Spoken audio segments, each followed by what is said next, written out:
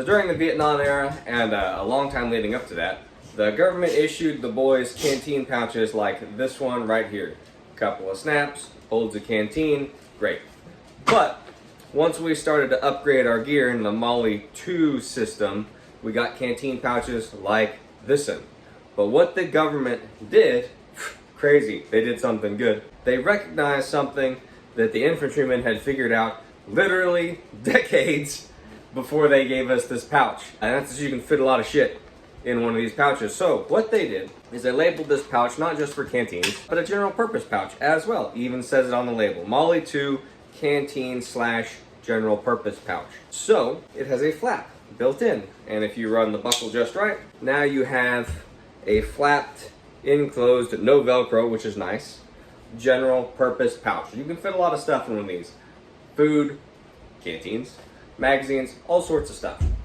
But there's a new king of canteen / general purpose pouches, and that is the 1-quart canteen pouch from Special Operations Equipment. So, building on the Molly 2 / general purpose pouch, John made this here canteen pouch. You can see where it came from. We've got a similar buckle and 1-inch webbing, creates a harness, holds your canteen in. Great, no surprise there. Also, we still have the optional flap. Not that the flap is optional, but it's an option for you to use it. Run the buckle through a loop, same as before. Now we have Velcro, if you're into that sort of a thing. I'm not. I'm probably gonna silence this stuff later. But you still have that buckle, so that's cool. Still holds a 1-quart canteen. Now the previous canteen pouches would have 1 or 2 of these, just kind of whatever it is you want to put in there, pouches, right? This has 2 of them, which is great. So let's talk about what goes in these pouches, right? So I've already got one put together. Starting with these side pouches, since I think this is kind of one of the biggest differences between these pouches, is these side pouches are big. They'll hold 20-round magazines. So if you had something 20-round magazine sized, you could fit 2 of them things in this here pouch. Also, on the back side, we got our Molly loops. Now, I like the way John does the back side of his pouches with these 2 sets of Molly loops, because if you're using a 2-inch belt, you can just use something like a Velcro 1 wrap and just wrap that around these two rows of Molly and wrap that around your belt, if that's a thing you're into. One other big difference that John has put into this pouch for a very specific reason is these little loops right here. 2 of them. 2 little loops with 1-inch webbing. A lot of things you can do with this. Loops on webbing, who gives a shit? Okay, listen. So John made this intending it to pair with what I think they're gonna call the jungle rig that he's making. So a belt with a harness for carrying a bunch of stuff. So on the back side of this, if you want to attach your harness directly to this pouch because there's something heavy in it, which is a good thing to do, you can use your 1-inch Fastex buckles right here, one or the other, and just clip straight in. You can run 550 cord across the both of them and strap something right to the middle. I'm sure there's some other stuff you could do. Shock cord, if that was a thing you were into, you could run shock cord right through there and clip into that. Lots of options for attaching this pouch to a harness, or even just making it an over-the-shoulder bag and attaching a shoulder strap. So that'd be neat.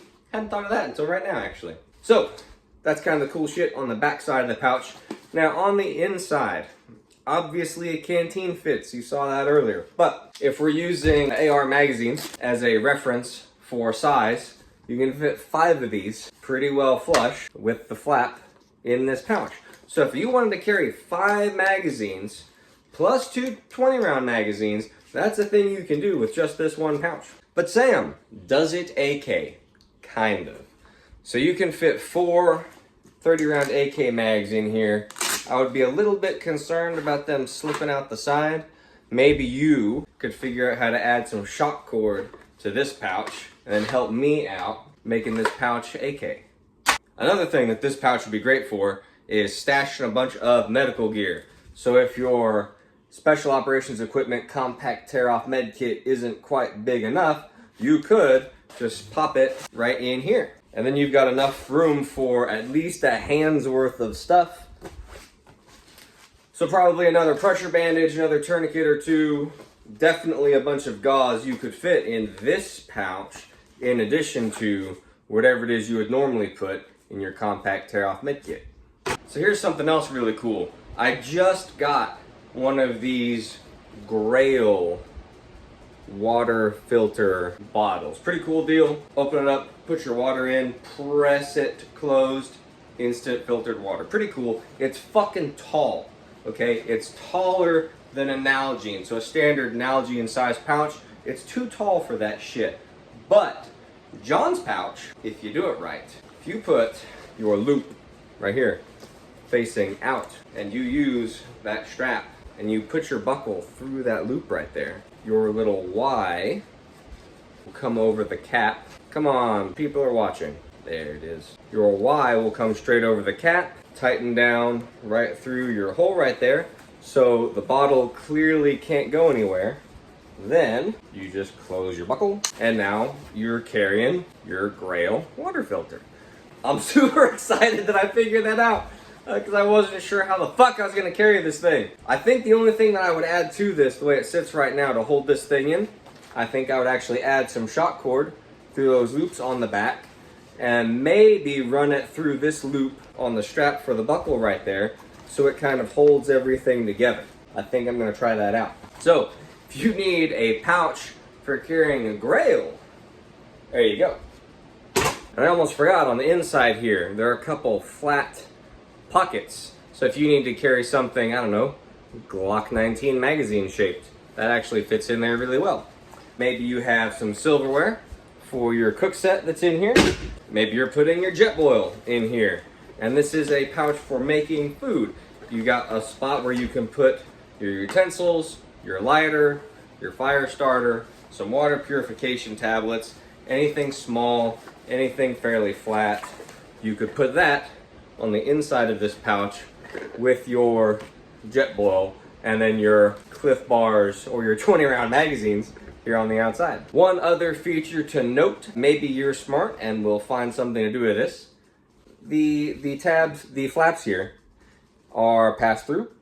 So if you wanted to put a zip tie or 550 cord or anything small through the ends of the two outside pouches, that's a thing you can do. I'm not sure what I would do with that. Maybe nothing, but you're probably smart. So go ahead and put in the comments what we could do with that slot right there. And while you're there, you might as well put in the comments anything else that you think we could fit in a pouch like this. We already went through 5 magazines, 4 AK mags, a Nalgene, a Canteen, obviously, medical equipment. What else? What else can we put in the special operations equipment 1 quart Canteen pouch? What I would do, if I was you, is buy a couple of them shits, probably in Woodland, because Woodland is the shit. Buy a couple of them shits and just start putting things in there. Tell me what fits in there. How many tangerines are you gonna fit in this motherfucker? So that is the special operations 1 quart Canteen / general purpose pouch. If you like this video, go ahead and hit all the buttons, I guess, and do the things.